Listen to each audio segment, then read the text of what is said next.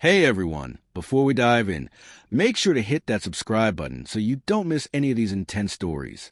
It was a Friday night, and we had been invited to a stylish downtown cocktail party hosted by some of my wife Vanessa's friends. The place was buzzing with young professionals, dim lights setting the perfect mood, music thumping softly, and laughter echoing across the room. Vanessa was unusually playful that evening, swirling her cocktail with a mischievous spark in her eyes. I sensed that something was brewing, but I had no idea just how dramatically the night would twist. About 2 hours in, Vanessa decided to make a daring announcement. Laughing loudly, she lifted her glass and proclaimed, "I think it's time for some honesty. My husband and I are considering an open marriage." Head snapped around, jaws dropped, and a heavy hush settled over her circle of friends. Whispers started circulating. I stayed composed, watching her closely. Vanessa looked radiant, confident, almost thrilled by the stir she caused. At first, her friends laughed, assuming it was a joke. A few raised eyebrows, intrigued by her boldness.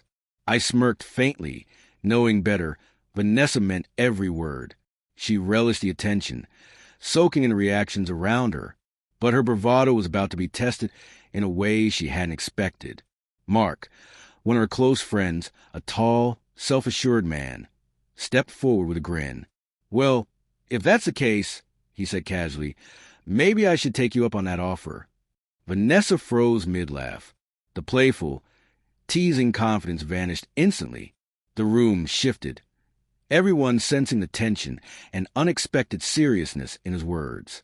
The energy changed in an instant. Vanessa's face drained of color under Mark's gaze. What had been a teasing remark now felt dangerously real.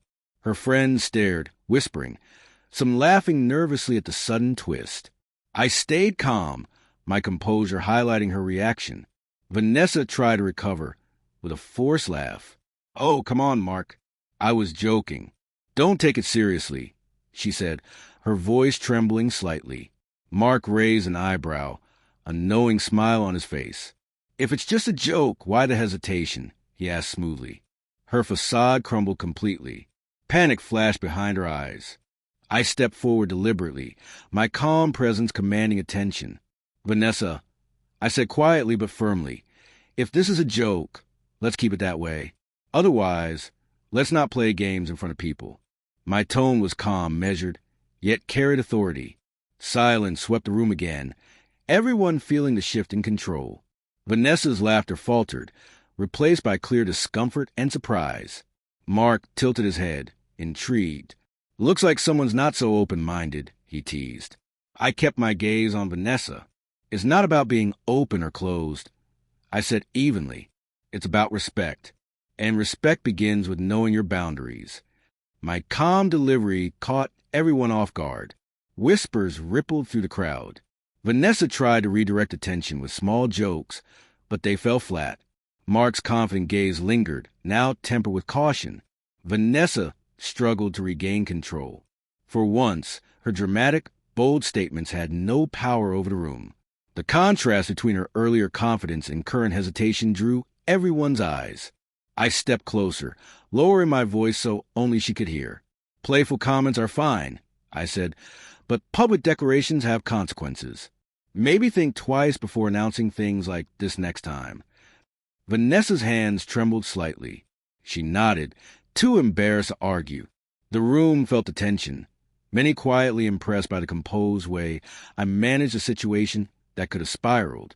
Mark chuckled softly, realizing the game was no longer on his terms. Vanessa's friends, who had been entertained by her antics moments ago, whispered among themselves about the sudden shift in power. By the end of the evening, Vanessa stayed unusually quiet, keeping close to me. She avoided making bold statements, processing what had just unfolded. I let her think it through, maintaining my calm while quietly asserting boundaries. The atmosphere had changed.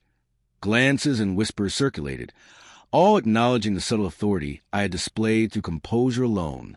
Later, as we left, Vanessa leaned on me, visibly shaken. "I didn't think he'd actually take it seriously," she admitted softly. I smiled faintly. "Confidence is good," I said, "but respect and awareness are stronger."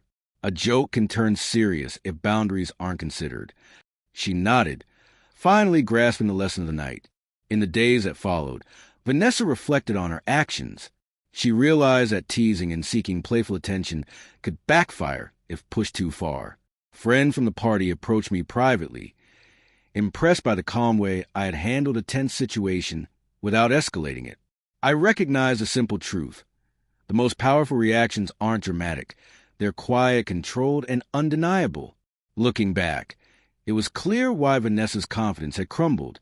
She had overestimated her control and underestimated the impact of calm authority. That night proved one thing.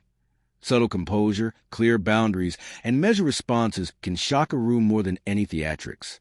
Vanessa's joke had unexpectedly backfired, leaving an unforgettable lesson witnessed by everyone.